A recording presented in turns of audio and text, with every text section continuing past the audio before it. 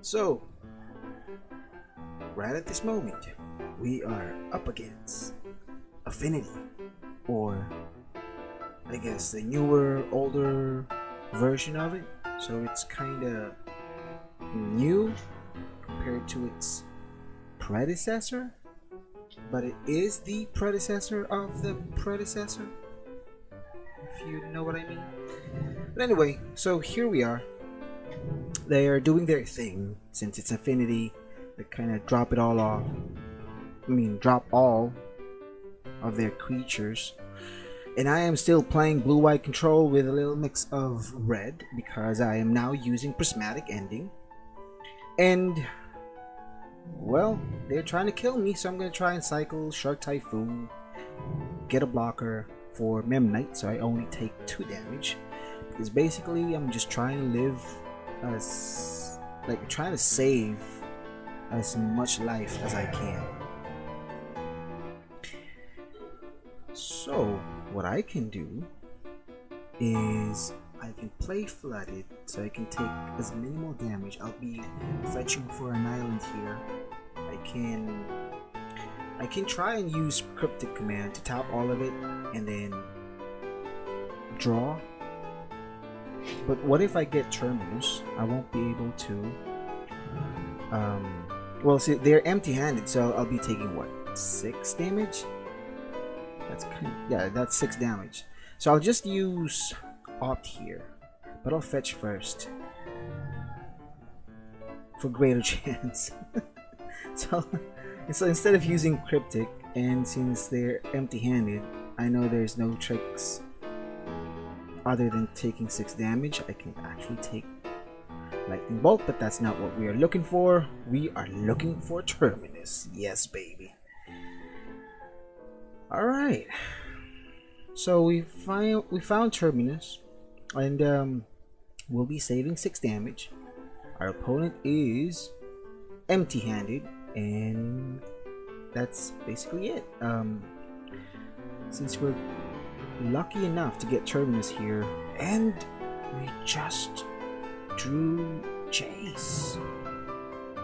And when's the best time for us to cast Jace? I mean, Jace, and then look at our opponent's top deck, since they technically don't have anything in their hand, which means we're basically controlling what they're going to draw.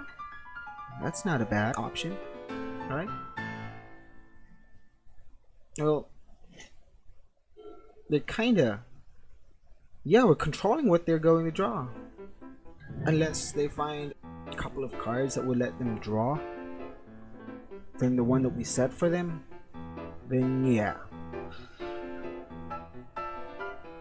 At this point, I'm reluctant, but I was really leaning towards letting it untap. But then again, there's nothing for me to no, you're not gonna get this. It's gonna allow you to draw. So alright. So what do we have? Oh, we can counter whatever's the next spell, since we put the one at the bottom. So yeah, okay. Alright. So they've decided to quit. I guess it makes sense. I mean, we're basically controlling their top deck. So for the sideboard, I will be taking out Blood Moon. Yes. Although, in a way, Blood Moon's kinda good for this kind of deck, because I don't think that they have some basics. But again, by the time I can cast Blood Moon, they've already cast pretty much everything in their hand. So Blood Moon is a little too slow to use. And besides, even if they technically they don't need color anyway, so Blood Moon is really a bad card here. So I'm replacing it with another mass removal, which is Supreme Verdict, and then Blessed Alliance for additional not so much of a spot removal, but Blessed Alliance answers our problem with the one that with protection from colors. Anyway, I can't think of the name of the card. Well, if I need to cast Lightning Bolt, I need to fetch first Steam Vents.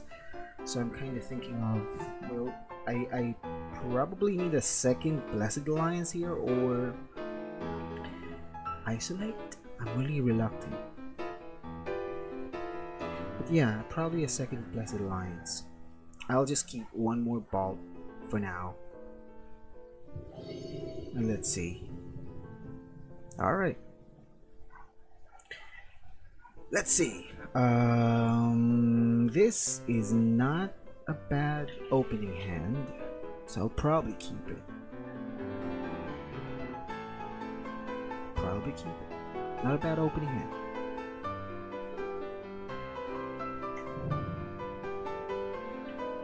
Okay, a slow start for my opponent.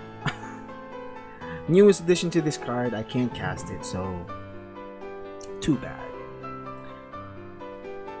Alright.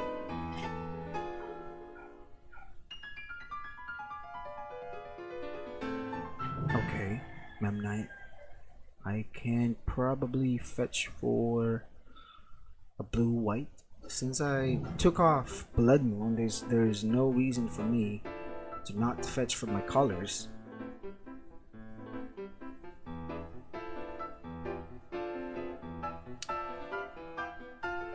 What is my opponent thinking?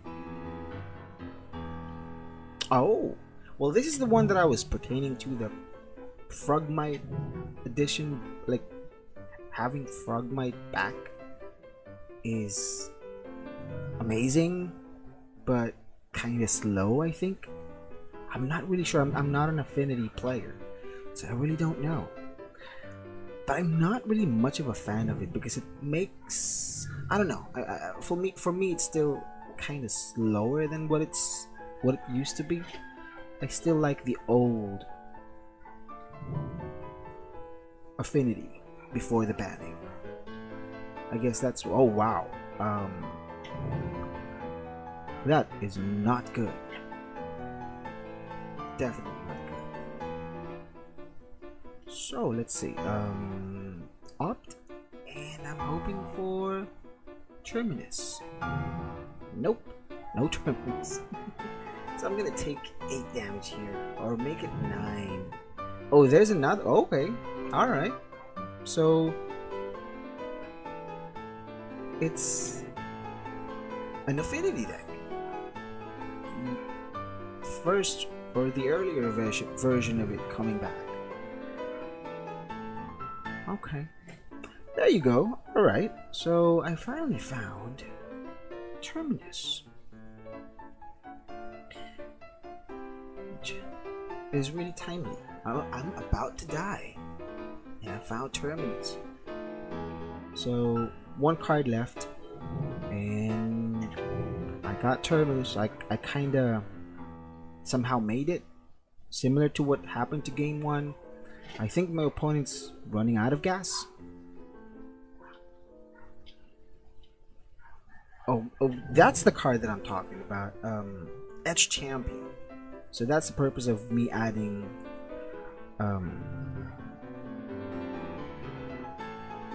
the card that I just added, which I forgot the name of the card already. Wow, prismatic ending, but I cannot target Etch Champion here. However, I can target Cranial Plating. So at least I'm not gonna die yet. So I still have 1 more turn at least, unless they find another Cranial Plating.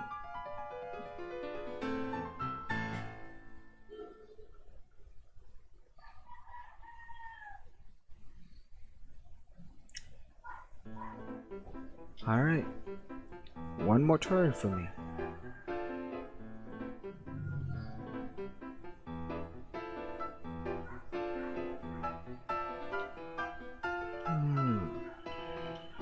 Oh wow. Now what I need is another Terminus.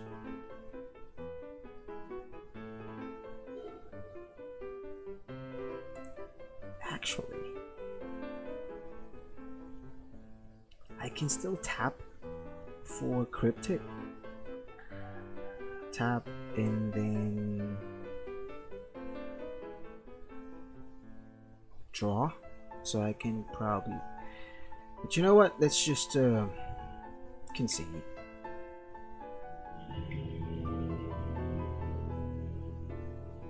Alright, so yeah, I really don't think I can't think of any other card that would make this deck any better based on what I have in my sideboard.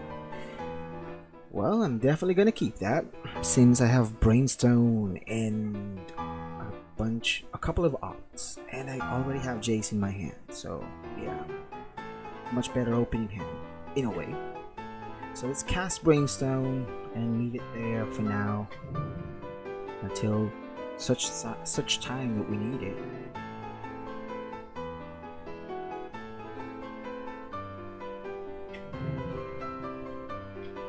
Ooh, Piecing Needle.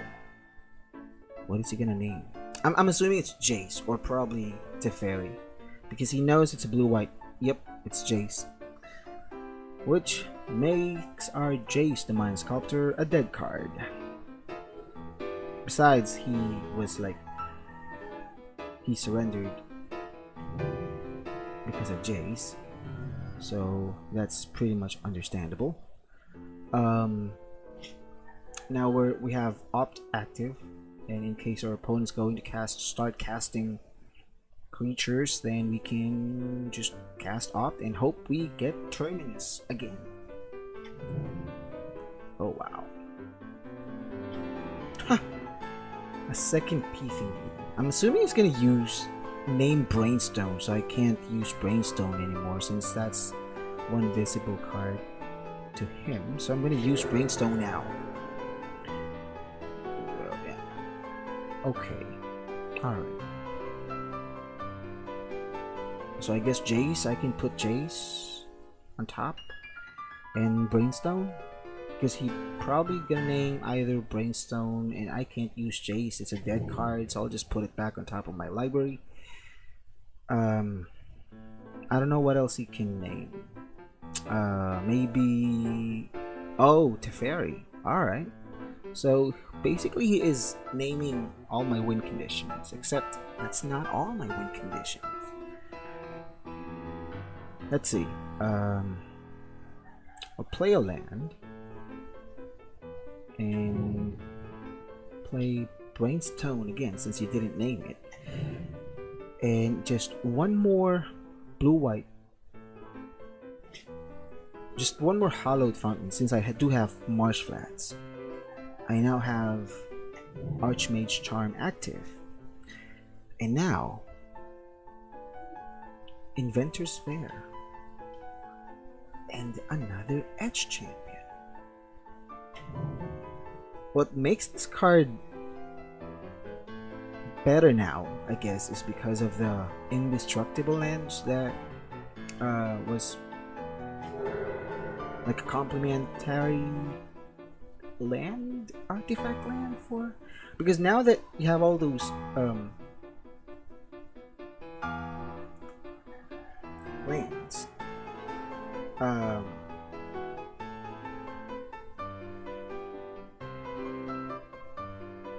oh yeah, alright, we found Blessed Lines here, so we're good. But I mean, you can't really make Edge I guess it kind of make Edge Champion much more harder to kill since you have a lot of indestructible lands now, I guess. I don't know. But we do have Blessed Alliance, so that means if he does, which he will, attack, I can use Blessed Alliance. So that saved me a little bit.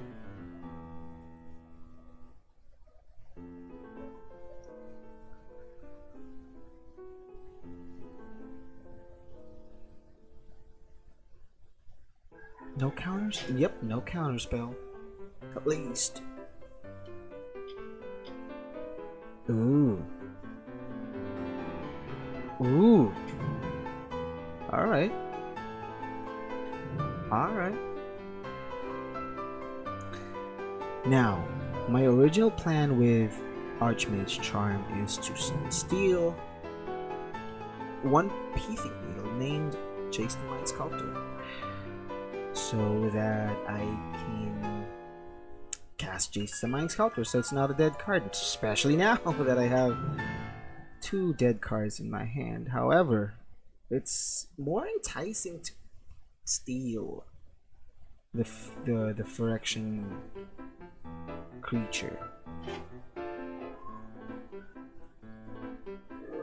because I can start attacking him. I mean, if he's not going to cast anything anyway, then ooh, Sanctum of Ugin.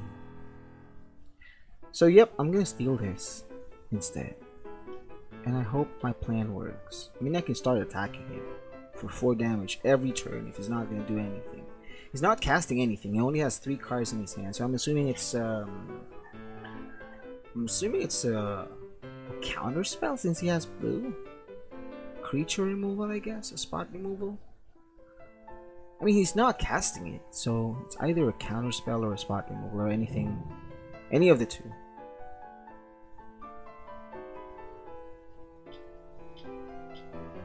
So he's got another one. Alright.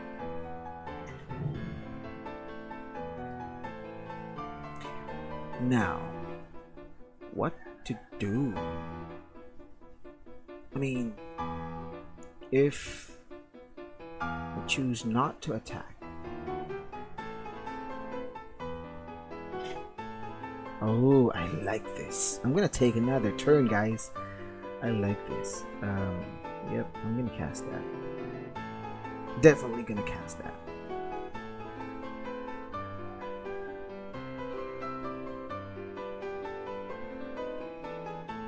Let's take another turn, guys. So I guess I can attack since I'm gonna be taking another turn, depending on how our opponent is going to react, I guess. I can probably use Opt for now and start maybe looking for a removal that I can use. So nope. And I found another land. And I'm probably gonna fetch for that. And attack. Yeah, I'm gonna attack. So if you're gonna block it, it's fine. That's fine because we're basically no creatures in play. If you're not gonna block it, then my next turn I'm gonna cast Jace the Mind Sculptor and bounce your creature.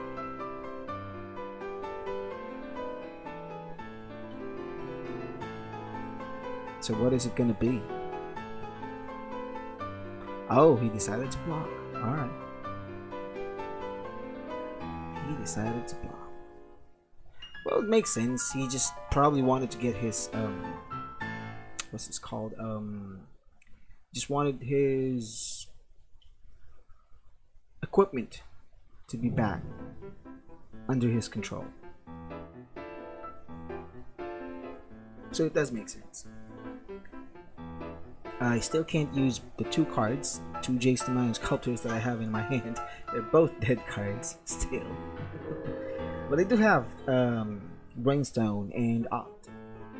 So I can probably play... Well, I can... Ooh. So he's probably gonna get another Sojourner. Can you do that? Or any color? Any casting? Any casting cost? It just say, yeah, I think.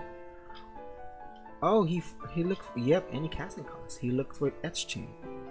Well, it makes sense to look for Etch Chain, and if it has protection. So let's use Brainstone so we can find a Terminus and a Blessed Alliance. Would you look at that? So let's put Terminus and Blessed Alliance on top accordingly, and then I can use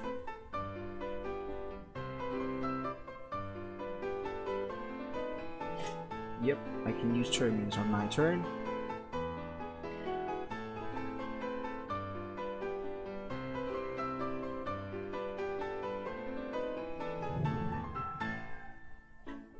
And then I can probably cast Jace. I mean, he already know. We all know that I won't be able to use it, so I'll just cast it. Keep it there. A decoration. And he keeps on gaining life. on Inventor's Fair. I just don't know if I wanted to cash in and use my Ghost Quarter. I mean, he can sacrifice it as well. So I guess I wanted him to sacrifice it.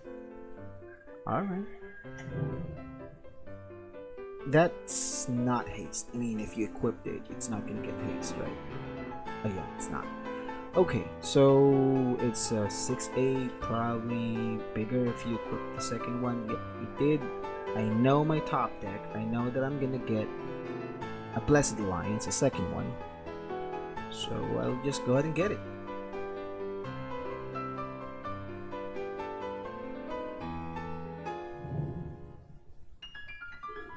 And would you look at that? Prismatic Ending. So now I can destroy, or I'm sorry, exile Pithing Needle. Apparently, Prismatic Ending is proving me, well, this card is really good. I mean, yes, it's a sorcery card, but kind of pretty much take out anything problematic as much as it's 3 mana and below. Now I can use Jace and hide the other Jace,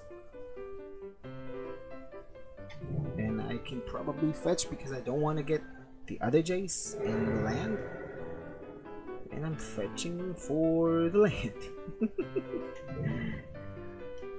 Alright, so I can use Blessed Alliance if he does attack, which will stop him from his tracks, stop him from killing us basically. Still has what, 3 cards and not casting.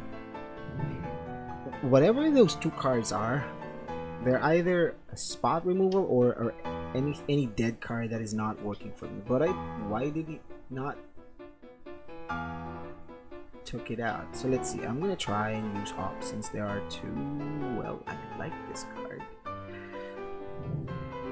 so let's make you sacrifice that creature. Alright, now 1 threat taken care of, but well, there's still a Sojourner's Companion, which is a threat, which is now a much bigger threat. And now I found a land. Actually, ooh, all right. So here's the plan. Since there's only 1 creature that is going to attack me, I can use Snapcaster and Flashback Blessed Alliance. And at this point, he's probably going to equip the second Nettle Cyst. Yep. If he doesn't cast another creature, then he finally run out of gas. Yep. He's going to attack. So let's see. Cast Snapcaster, and I am going to target Blessed Alliance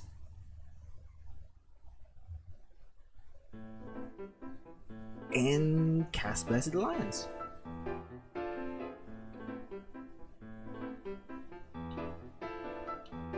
And I probably am going to start using one of my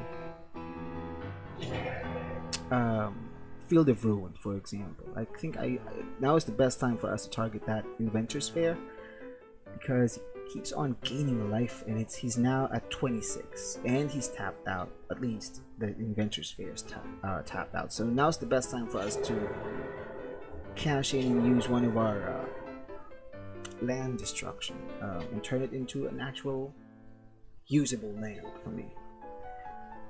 So now is the best time for us to start looking at our opponent's top deck, because he didn't cast a creature, meaning it's whatever they're holding, it's not a creature. That's gonna go to the bottom. Put that at the bottom. We're gonna start attacking him. We have a second Snapcaster, which can make a beatdown much faster, but we need to time it perfectly.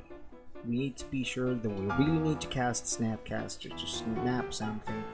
Yep, you can cast that as long as there's no creature that's gonna equip into. It's not as horrifying as when there is a creature in play.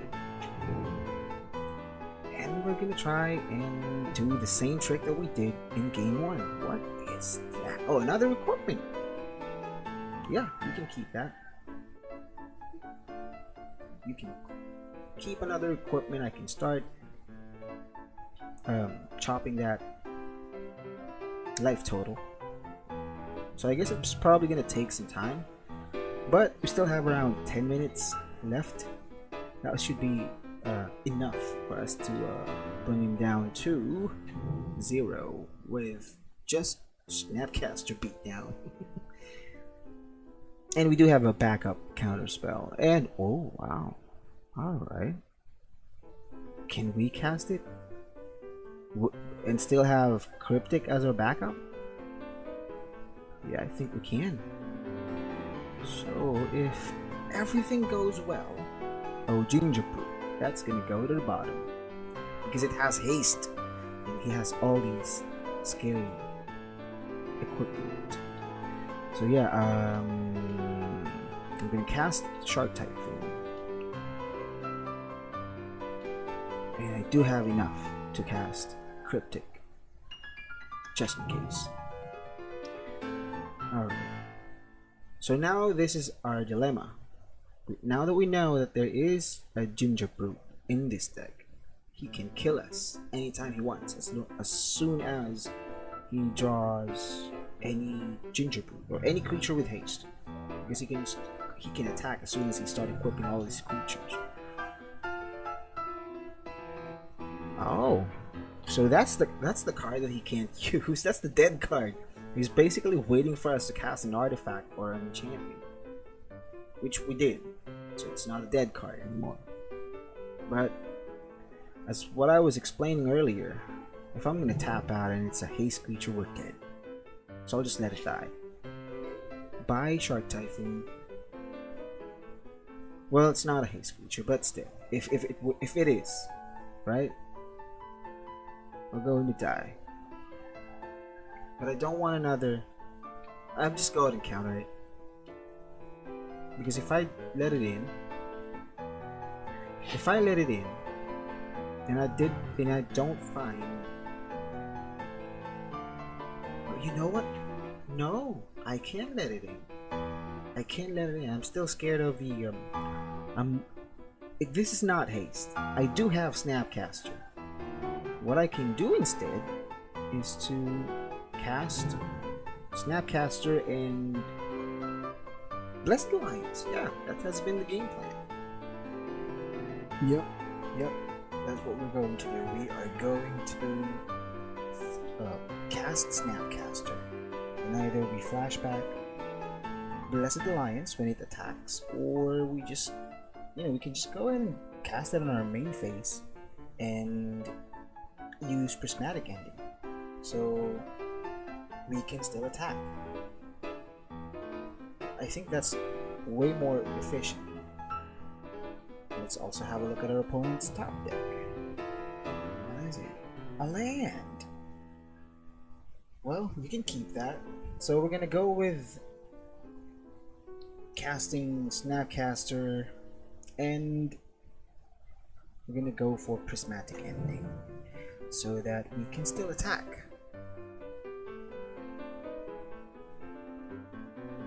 And we now have Counterspell and Cryptic Command backup.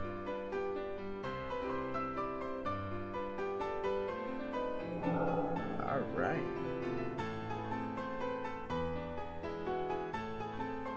Now the good news is, we now have two ways of ending this game. Jace is just one turn away, well actually two turns away from its ultimate.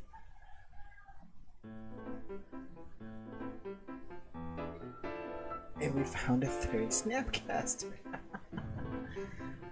So, it's another land. Yeah, this game's ours. We got 3 Snapcasters. So we can either end this by Snapcaster beatdown, or we can just ultimate chase. And this is his last chance. We know what's top deck. We know what he's going to draw.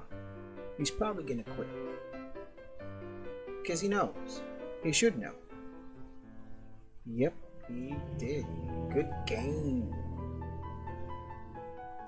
Let's see. So I'll be drawing a couple of lands into Fairy, and yeah, I guess that's fine. It is a good match. Well, I still prefer the pre-ban version of Affinity. Although, I guess it's good that we're seeing Affinity again. But anyway, I guess that's it for now. If you like it, if you like the video, like it. Other than that, see you again in the next episode. Ciao.